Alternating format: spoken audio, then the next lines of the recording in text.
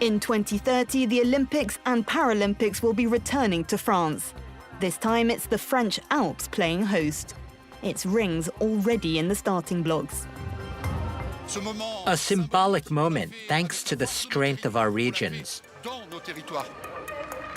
Winter Games promising to be green and lean, with a ski champion at its helm. It's a challenge, with lots of moguls ahead. With just 4 years to go, an Olympic committee in crisis, delays and angry locals. There won't be any snow in a few years. We're burning our home. Organisers have a huge mountain to climb to win over public opinion and deliver Winter Games in time.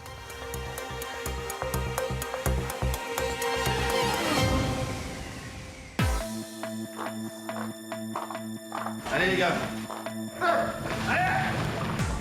Every year, France's bobsleigh teams come to La Plagne to fine-tune their technique.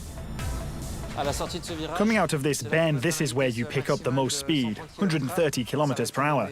It's one of my favorite in terms of sensation, and if I position the bobsleigh in the right way, generally it's a lot of fun. This year's practice focused on the Milan-Cortina Games, but Romain Heinrich's sights are firmly set on 2030. I was happily retired, but the idea of Olympics on home soil with French spectators is really motivating, and that's why I decided to return to bobsleigh. We're dreaming of winning a medal here in 2030. This track in La Plagne is the only one in the country. Created for the Olympics in 1992, the last time France hosted, it will be reused in 2030, with some modernization. The insulation on the outside of the bend has deteriorated, inevitable after 30-odd years. The entire section will be completely renovated. Works to make the track more energy efficient and to meet Olympic norms are estimated to cost tens of millions of euros. For Bruno Thomas, it's an opportunity. All these costs will flow through the local, departmental, and regional economy because it will also enable many companies to create jobs. Buildings will be transformed over 4 or 5 years. Investments that would have been spread over 20 years to carry out renovations, decarbonization, and energy efficiency improvements. It's a way to truly address this environmental challenge of today. La Plagne isn't the only site set for an Olympic revival. Organisers have promised to use 93% pre-existing infrastructure. Unlike previous French editions, these games will be split across 4 sites, spanning several hundred kilometers. With Olympic villages in Saint-Jean-de-Sixt, Beauzelle, Briançon, and Nice, where an ice rink complex will be built from scratch. Although after several delayed deadlines, the definitive map is still being negotiated. Demain à Albertville à 17h pour l'ouverture officielle de ces 16e Jeux d'hiver. En Savoie, on a enregistré aujourd'hui une double arrivée, celle de la neige et des premiers participants. Albertville, la cité olympique s'est mise sur son 31 pour faire honneur aux Jeux. Back in 1992, Albert Gibello was in charge of sports for the town. He welcomed the games to Albertville. On each site, you'll find the equivalent of these Olympic cauldrons. Its landscape is intrinsically linked to the event.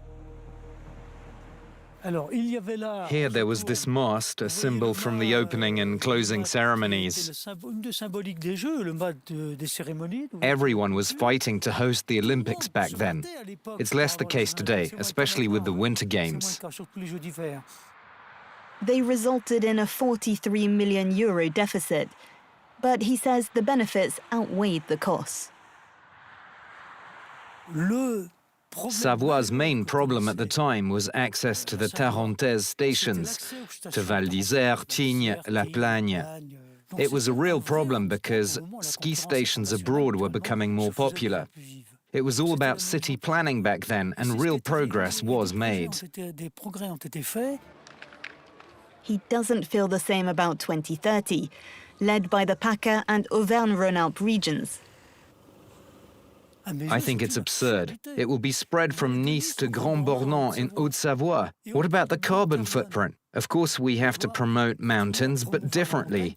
We have to promote tomorrow's mountains because of climate change. And not just that. We can't stick to an economic model that we've known since the 60s. The Games not only transformed Albertville, but also Edgar Gros-Piron's career. Encore 2 médailles. Ces Jeux, je crois que c'est une réussite. Today, the champion is at France's sports mecca INSEP as president of the French Alps Organising Committee, or COJOP.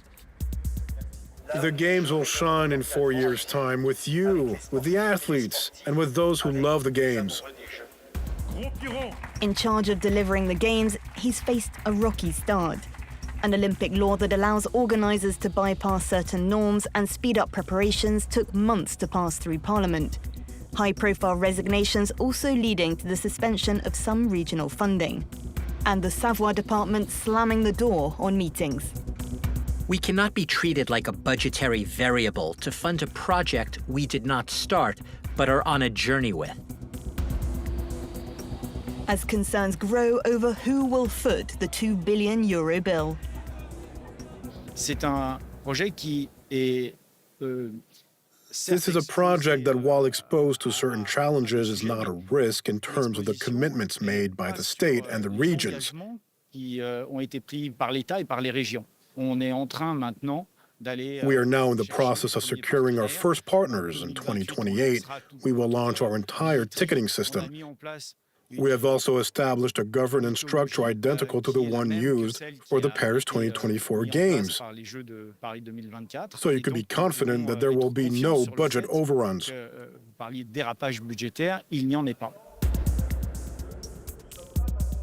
Yet, a fortnight after this event, another resignation.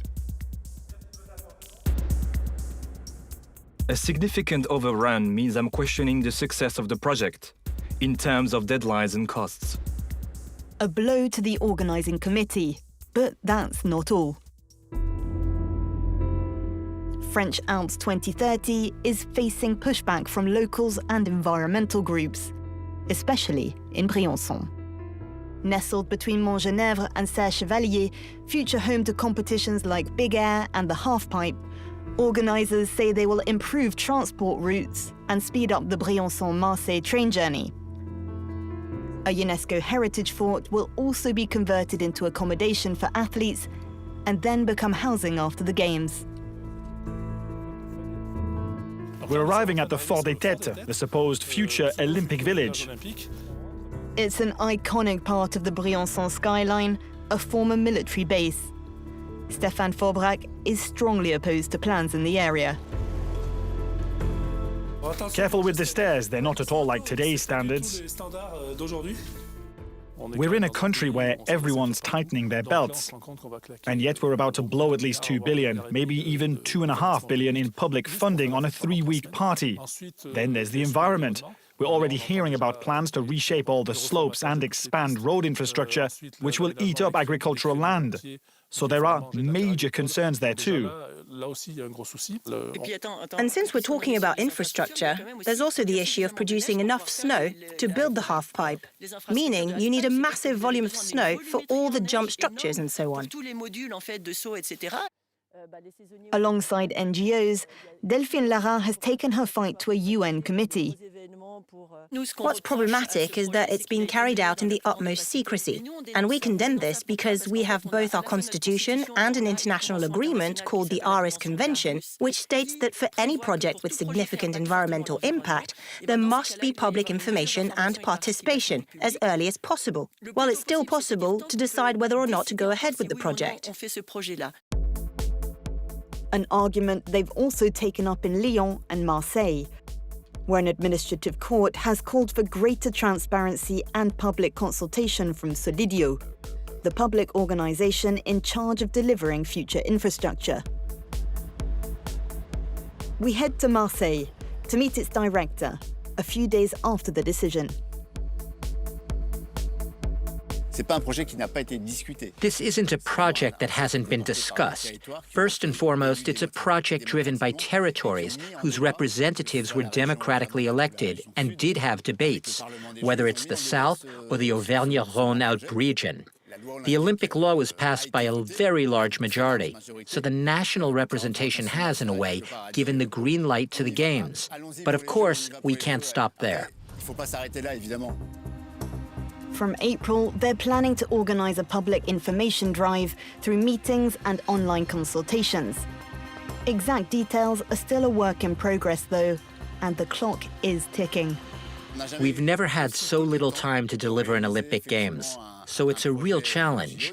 I won't hide from you that it's a challenge for all the teams. Obviously, we need to deliver the most spectacular Games possible. Those are Edgar Gros-Piron's words. But we also have to remind ourselves that we're acting for the benefit of the regions behind it, and therefore do what is necessary for those regions.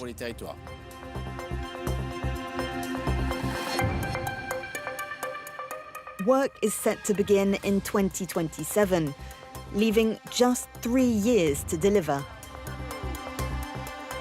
Damien Robert assures us that the organizing committee's turmoil isn't slowing them down. But in an already tight race to the finish line, there are sure to be many more bumps ahead.